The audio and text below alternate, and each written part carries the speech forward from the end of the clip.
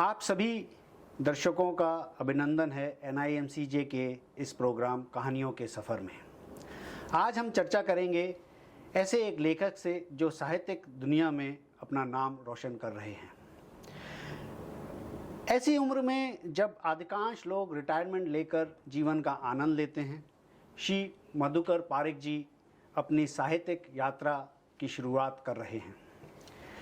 72 वर्षीय डेब्यू लेखक ने अपनी पहली 2 किताबें नो द नोन्स और nothing can stop him release की हैं, जिन्हें आलोचकों ने सराहना और व्यावसायिक सफलता मिली है। उन्होंने 2024 में अपनी पहली किताब पूरी की और इस किताब की सफलता ने सभी को आश्चर्यचकित भी किया, जिसमें मधुकर जी खुद भी शामिल हैं। समीक्षकों ने उनकी जीवंत कहानी और अच्छे से विकसित पात्रों की काफ़ी सराहना की। उन्होंने बहुत ही कम समय में अपनी दूसरी किताब भी प्रकाशित की है और हाल ही में उनकी तीसरी किताब भी रिलीज़ होने वाली है। आइए हम बातचीत करते हैं श्री मधुकर पारिक जी से, जो इस साक्षात्कार के लिए NIMCJ के इस स्टूडियो में आए। मधुकर जी, आपका इस स्टूडियो में बहुत ही स्वागत है और हमें आशा है कि आपसे इस बातचीत से हमारे दर्शकों को काफ़ी लाभ मिलेगा। धन्यवाद, आपने जो मौका दिया है। ये इंस्टीट्यूट के माध्यम से जो आपने बताया, ठीक है, हमने तो अभी शुरुआत की है, आगे देखते हैं क्या क्या होता है। ओके, तो ये आपने इस एज में जो शुरुआत की है, आपका बचपन से ऐसा बड़े होके क्या करने का इरादा था? ऐसा बचपन में तो ऐसा लग रहा था कि मुझे या तो CBI में जाऊं या मिलिट्री में जाऊं, वो इंटरेस्ट था। कभी सोचा नहीं था कि हम लेखक बने, तो वो तो नहीं बन पाए, तो लेखक तो बन गए। ओके, तो आपको पहली बार कब एहसास हुआ कि आप एक लेखक बनना चाहते हैं? ऐसे 2008 में मैं बेंगलुरु एयरपोर्ट के अंदर अपनी फ़्लाइट के लिए वेट कर रहा था, तो समय बहुत था, डिले हो गई थी हवाई जहाज़। तो हमने एक क्रॉसवर्ड की किताब की स्टोर में घूम रहा था, तो उसमें ऐसे मैं बिल्कुल किताब पढ़ता नहीं था 2008 से पहले। तो हमारा काम जो लीडरशिप मैनेजमेंट में काफ़ी काम होता है, तो उस तरह की किताब ढूंढ रहा था, तो मुझे एक किताब मिला, लीडरशिप मैनेजमेंट के नाम से ही मिल गया। वो लेखक था रॉबिन शर्मा। तो वो किताब लिया, बस उसके बाद जो अंदर ही अंदर चक्कर चलने लगा कि इतना अच्छा किताब है। उसके बाद में तो हमने उनकी 12 के 12 किताब ले ली, रॉबिन शर्मा की पढ़ने चालू कर दी। बस यही है पढ़ने का, उसके बाद में लिखने का इच्छा प्रकट हो गई। नाइस। तो मधुकर जी, एज एन ऑथर, आपके हिसाब से एक अच्छी कहानी क्या है? ऐसा कोई ये 2 into 2 4 जैसा नहीं है। ये एक क्या है कि एक तो अपना लेखक अपनी मन की विचारों से, लेखक अपना अनुभव से दुनियादारी को देखते हुए और कई किताब पढ़ते हुए सोचते हैं कि क्या लिखे। मेन तो क्या है कि जो पढ़ने वाले हैं, आम जनता जो है, किस तरह की लोगों को हम टारगेट करें, उस हिसाब से किताब का पूरा माहौल तैयार किया जाता है। बच्चे लोगों का किताब अलग होती है, यंग का अलग होती है, डेमोग्राफी वाले का अलग होती है, इकोनॉमिकल बैकग्राउंड वाले का अलग होती है। तो ऐसा कोई किताब डिफाइन नहीं है कि कौन सी किताब बेहतर होती है। बस किताब लिखो और अपने आप पढ़ने वाले किताब के अंदर डूब जाना चाहिए। ओके, तो फिर आप बताइए कि इसमें आपकी पसंदीदा शैली कौन सी है और क्यों? मेरी पसंद की शैली, मैंने फिक्शन डिसाइड किया। फिक्शन का ये ऐसा है कि अपना मन का विचार जैसे मैंने पहले ही भी बोला कि अनुभव, मन का विचार और दृष्टिकोण लोगों का देखते हुए हम कुछ अपनी आइडिया को डालते हैं, जिसमें एक काल्पनिक माहौल खड़ा करते हैं। इसलिए फिक्शन मुझे ज़्यादा पसंद है और मैं फिक्शन लिखता हूँ। उसमें बहुत सारी चीज़ें आप लिख सकते हैं, बता सकते हैं, अपना अनुभव को थोड़ा अलग प्रकार के ले जा सकते हैं। इसमें रिसर्च होता है लेकिन बहुत कम होता है। ओके। तो जैसे आप कोई कहानी की शुरुआत करते हैं तो उसका पूरा स्केलेटन शुरू में बना लेते हैं या जैसे स्टोरी चलते चलते उसको डेवलप करते हैं? ये बहुत अच्छा सवाल है। ये ऐसा है कि पहले तो ढांचा बनाना पड़ता है। ढांचा का मतलब क्या है कि हमें कहाँ से कहाँ ले जाना है और कितनी गहरे अंदर जाना है, कैसे कैरेक्टर को डेवलप करना है, ये थोड़ा ढांचा पहले से तैयार किया जाता है। अगर ढांचा है तो आगे चलने में दिक्कत नहीं आती है। तो हमें मालूम पड़ जाता है कि अभी यहाँ थोड़ा स्लो करना है, यहाँ थोड़ा फास्ट करना है। तो पहले ढांचा बनने के बाद जब लिखना चालू होता है तो लिखन अपने आप चलती है। Okay, nice. तो ऐसा कोई एग्जाम्पल जहाँ एक्चुअल लाइफ की घटनाओं से आपके लेखन में कोई आपको एडमिरेशन मिला हो? ऐसा है कि 2015 या 14 के 15, मुझे एग्जैक्टली साल याद नहीं है, विशाखापट्टनम में बहुत बड़ा तूफान आया था। तो वो तूफान में मेरे लड़के का पोस्टिंग था वहाँ। फर्स्ट उसका एक जॉब स्विच ऑफ किया था तो दूसरा जॉब था। तो वो वहाँ होटल में रहते हुए मुझे उन्होंने वीडियो कॉल किया और बताया कि कितना तूफान है देखो। तो पेड़ों टूट के उड़ रहे थे, खिड़कियाँ बिल्कुल आवाज़ कर रही थी। फिर एक दिन के बाद वो मुझे जब बारिश बंद हो गया तो रोड पर जाके बताया कई कारों टूट फूट कर गई थी, कई पोल टूट गए थे। तो ये सब दिमाग के अंदर था। तो मेरी जो पहली किताब है नो द नोन्स, उस शुरुआत मैंने इससे की है। ओके। तूफान आया तो तूफान का वर्णन किया। तो ये प्रेरणा मुझे उस घटना से मिली किताब की शुरुआत करने में। Okay, nice. तो अभी आप ये बताइए कि जैसे आप लिखते हैं, हम भी लिखते हैं, तो कई बार एक बार मेंटल ब्लॉक आता है, आप फंस जाते हैं कि इस पात्र को आगे किस घटना में डालें। ऐसा आपके साथ भी होता है कि सिचुएशन में अभी समझ नहीं आ रहा कि या तो काफ़ी सारे ऑप्शंस हैं आपके पास स्टोरी को आगे बढ़ाने के, या फिर कोई भी ऑप्शन नहीं मिल रहा है? ऐसा होता है? बहुत बार होता है। ये तो अवश्य होता है क्योंकि जो रास्ता हमने अपने मन से चूज किया हुआ है। रास्ता चलते वक्त रास्ते में क्या क्या तकलीफ होती है तो जब चलते हैं तब मालूम पड़ता है। ये जो मेरी पहली किताब मैंने 2015 में शुरू की थी। आप सोचिए कि 2015 और किताब ख़त्म हुई 2024 में, मतलब इतने सालों। उस वक्त अलग अलग शहर में हम लोग घूमते थे, बच्चे का जो जॉब के हिसाब से। तो चैप्टर्स 2-3 चैप्टर लिखकर ब्रेक, फिर ब्रेक तो 5 साल की ब्रेक। आप सोचिए कि 5 साल की ब्रेक, इतनी बड़ी ब्रेक। फिर आता ही नहीं है कि क्या करूं, क्या लिखूं, क्या करूं, क्या लिखूं। खाली 2 ही कैरेक्टर, 3 कैरेक्टर, 4, 6 कैरेक्टर बनाया, फिर वो रुक गई। एक दिवाली के दिन के बाद विस्फोट हुआ और 6 महीने के अंदर किताब कंप्लीट कर दी। एक्सीलेंट। जैसे आपने बताया कि रॉबिन शर्मा की लीडरशिप की किताबों से आपको मोटिवेशन मिला और आपकी लेखन की जो यात्रा है वो शुरू हुई, तो इसके अलावा भी आपके कोई पसंदीदा ऑथर होंगे, और किस वजह से आपको ये ऑथर पसंद हैं और मोटिवेट करते हैं? ऐसे विदेशी का कई ऑथर है, जैसे डॉक्टर वाइन डायर, उनकी बहुत किताबें मैं पढ़ता था। ये 2008 की बात ही पढ़ने का। उनकी देहांत हुई 2013 में।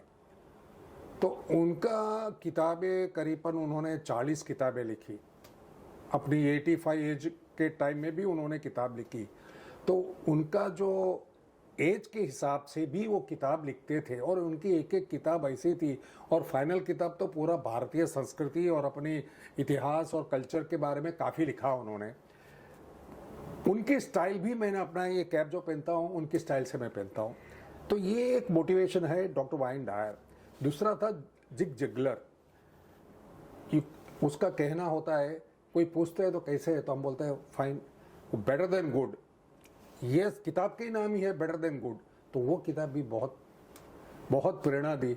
और तीसरा किताब जो डॉक्टर राधाकृष्ण पिल्लई, बॉम्बे का यूनिवर्सिटी है, जो चाणक्य के ऊपर उन्होंने रिसर्च किया, 7 साल गुरुकुल में रहे, वो भी अपनी 55 साल की एज में। आप सोचिए कि एक इंसान ये लेवल में, ये वो पहले तो यूनिवर्सिटी में प्रोफेसर थे, तो उन्होंने चाणक्य को ट्रांसलेट करने के लिए, चाणक्य को समझने के लिए चाणक्य के गुरुकुल में जाके 7 साल चाणक्य वो पर्टिकुलर संस्कृत को सीख कर उनके ऊपर रिसर्च करके उन्होंने किताब लिखी। उन्होंने करीबन आज तक 7 से 8 किताब लिखी है। तो ऑल बुक्स जितने भी किताब है चाणक्य के ऊपर है, लेकिन मैनेजमेंट, कुछ HR के बारे में, कुछ बच्चे लोगों के बारे में, मोटिवेशन के बारे में, ऐसे ऐसे किताब है। तो डॉक्टर राधाकृष्ण पिल्लई का भी एक बहुत योगदान है प्रेरणा में। अद्भुत। ओके, अभी जब हम किसी भी एग्ज़ाम के लिए तैयारी करते हैं तो एग्ज़ाम में तो लिमिटेड क्वेश्चन आते हैं, हम उसका जवाब देते हैं, पर जब हम तैयारी कर रहे होते हैं तब हमारे को बहुत ज़्यादा पढ़ाई करने की ज़रूरत पड़ती है। इसी तरह जब आप किताब लिखते हैं, मेरा मानना है, तो आप एक उसके बारे में काफ़ी रिसर्च करते होंगे, और रिसर्च करते वक्त, पात्रों को तैयार करते वक्त, स्टोरी को बिल्ड करते वक्त अपने बारे में भी आपको कुछ ऐसा रियलाइजेशन हुआ है जो कि आपको पहले अपने बारे में ना मालूम हो? ये होता है, ये मेरे साथ भी हुआ। जब मैं ये पहली किताब का कैरेक्टर, जो एक भाई का कैरेक्टर मैंने बिल्ड की है, वो कैरेक्टर ऐसा बिल्ड किया कि जिसका फैमिली नहीं है। मेरा तो फैमिली था, फैमिली है, और लेकिन वो समुंदर किनारे बड़ा हुआ, मैं भी समुंदर किनारे बड़ा हुआ। ये मुझे ज्ञात नहीं था मैंने जब लिखा था किताब में कि समुंदर में ये तूफान आया, वो वहाँ था, आगे बढ़ा, के लोगों को मदद की।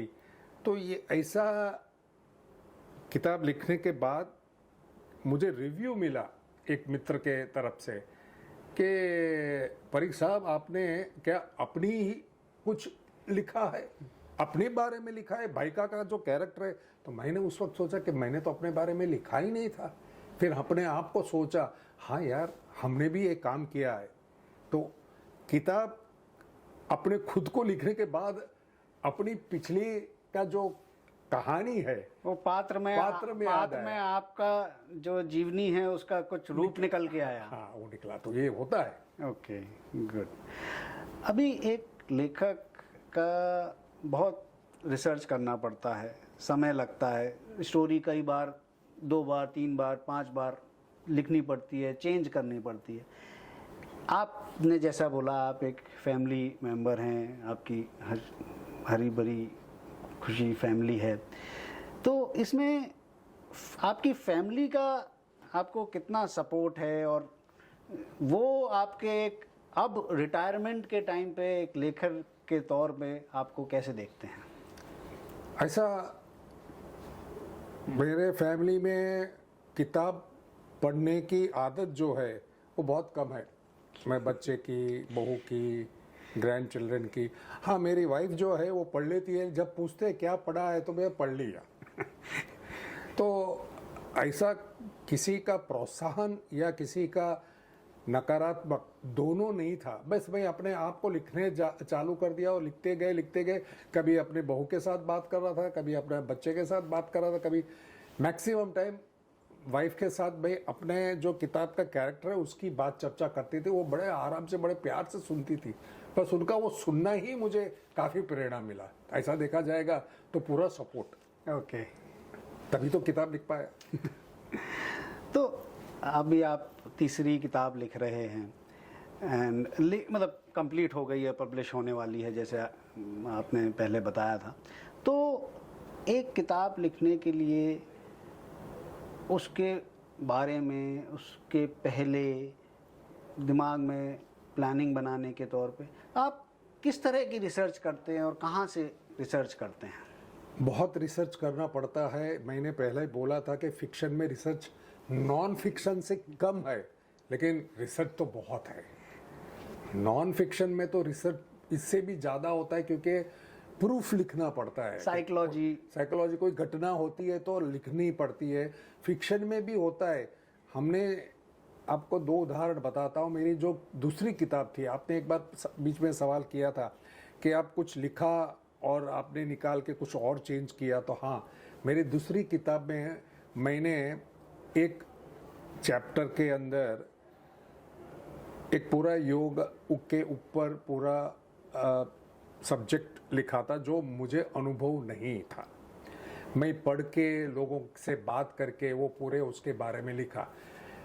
वो लिखने के बाद 2-3 दिन के बाद मुझे महसूस हुआ कि मेरा अनुभव उसके अंदर कम है, मेरा रिसर्च बहुत कम है। वो चैप्टर निकाल के दूसरा चैप्टर डाला, चेंज मैनेजमेंट के ऊपर डाला, जो हमने अपने आप को अंदर ट्रेन भी किया है और खुद ट्रेन हुए IIM अहमदाबाद से। तो वो मेरा जो अनुभव था वो रिसर्च था, तो उसके अंदर मैंने ये लिखा। तीसरी किताब के अंदर मैंने लिखा था, मैंने सोचा कि अलग अलग कल्चर और ये क्या बोलते हैं रिलीजन के बारे में लिखकर कुछ करे, तो उसी में भी मेरा योगदान नहीं था। कि मानो कि इजिप्ट का है तो इजिप्ट का मैं तो खाली पढ़ना पड़ता है। आजकल तो चलो रिसर्च के लिए तो गूगल से रिसर्च ले लेते हैं, कॉपीराइट के लिए उनके पास अप्रूवल ले लेते हैं। तो मैंने सोचा कि नहीं, अपनी कुछ होना चाहिए। तो मैंने अपना पूरा चेंज करके पूरा भारतीय संस्कृति के ऊपर किया, जो अपना खुद का अनुभव था, हिमालय के बारे में या कुंडली के बारे में, योगा के बारे में, खुद ट्रेन हुआ हूँ मैं, तो ये लिखा। तो ये होता है, रिसर्च करना पड़ता है, तभी लिख सकते हैं। ओके, मानिए आपको वो एयरपोर्ट पे रॉबिन शर्मा की लीडरशिप की किताब ना मिली होती, आप रिटायर हो चुके हैं, आपका परिवार है, अगर आप लेखन नहीं कर रहे होते तो आप इस समय अपना समय कैसे गुजार रहे होते? ऐसा आपको बताऊं कि मैं खुद कलाकार हूं। मैंने कई तेलुगु मूवी में एक्टिंग भी की है और मैं आर्टिस्ट हूं, मैं पोर्ट्रेट पेंटिंग भी करता हूं। तो शायद ये 2 चीज बढ़ती जाती पर कुछ ना कुछ हो रहा था, जरूर हो रहा होता। जरूर हो रहा था। ठीक है, ओके। एज अ लेखक बहुत ज़रूरी है कि आप अपने जो किताबें पढ़ने वाले हैं उनसे किसी ना किसी तरह से जुड़ें। तो आज के इंटरनेट के युग में सोशल मीडिया में से आपको क्या फ़ायदा या आपको पाठकों से जुड़ने का क्या भूमिका रही है? सोशल मीडिया से आपको किसी तरह से मदद मिली है? सोशल मीडिया, सोशल जो नाम ही है, और सोशल मीडिया ऐसा है कि एक मुर्गजड़ है, ओयासिस। हमें लगता है कि उसमें से फ़ायदा मिलता है। लिंक्डइन जो सोशल मीडिया है वो टोटली प्रोफेशनल है पोर्टल। मेरे करीबन 4000 फॉलोअर्स है, 4000 कनेक्टर्स है। तो मैंने अपनी किताब के बारे में बहुत लोगों को पर्सनल रिक्वेस्ट की थी। करीबन 150 को मैंने पर्सनल नोट लिखा था। उसमें से 30 लोग ने एग्री किया कि हाँ, we will buy it, it is interesting. एक ही परचेस किया। आप सोचिए कि इसलिए तो मैं सोशल मीडिया को मुर्गजड़ का नाम देता हूँ। लगता है पानी है लेकिन नहीं है।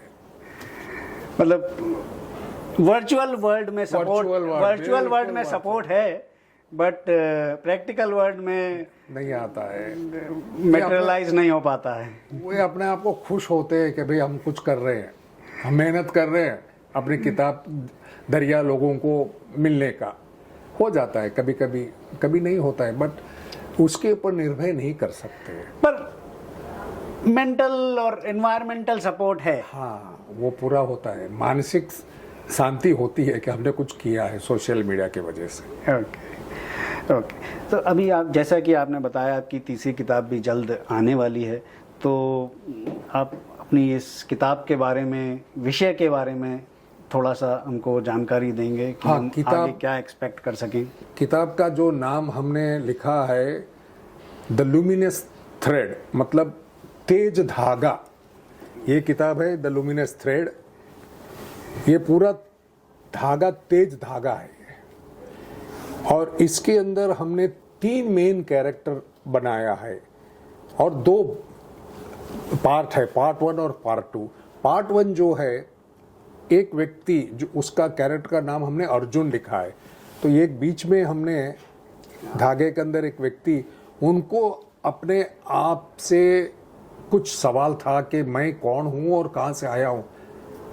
तो ये सवाल का जवाब उनको मिलने के लिए सब कहते कि हिमालय के पास जाना पड़ेगा। तो ये करीबन 400 साल पहले की बात मैंने लिखी है, नॉट प्रेजेंट, पार्ट 1। तो वो हिमालय में जाता है, वहाँ एक सिद्ध पुरुष लोगों को मिलता है, दूसरी नगरी को मिलता है, वहाँ शिव जी का उनको बिल्कुल दर्शन भी होता है, बात भी होती है, सब कुछ होता है। वापस आता है, तो जब वापस आ जाता है तो कई उसके अंदर प्लॉट्स बनाया है, कई कि उनकी भी शादी के लिए दूसरी कंट्री वाले आते हैं, बहुत बहुत कुछ है अंदर, थोड़ा भी मसाला तो डालना पड़ता है। उसके साथ साथ जब लास्ट में बहुत दुनिया के अंदर लोग लड़ते हैं, वॉर्स होती है, तो शिव जी से बात करता है। तो शिव जी बोलता है कि और इससे भी खराब होगी, आगे आगे आएगा, तो जिसको हम कलयुग कहते हैं। तो मेरा योगदान क्या होगा? तो कोई तुम्हारा योगदान ये होगा कि तुम एक संत के रूप में जन्म लोगे और दूसरे 2 कैरेक्टर आएंगे, 2 बच्चे आएंगे, जिस वजह से दुनिया में फिर हार्मनी होगी। आज हमारे साथ अपने अनमोल अनुभव और दृष्टिकोण को साझा करने के लिए आपका बहुत बहुत धन्यवाद। एक लेखक के रूप में आपकी यात्रा सच में प्रेरणादायक है और आपके शब्दों ने न केवल साहित्य की दुनिया को समृद्ध किया है, बल्कि अनगिनत पाठकों के दिलों को भी छुआ है। NIMCJ में आने के लिए और इस साक्षात्कार के लिए आपका बहुत बहुत धन्यवाद। आशा करते हैं कि आप ऐसे ही मधुर कहानियों के साथ आगे भी हमारा मनोरंजन करते रहेंगे। धन्यवाद। धन्यवाद।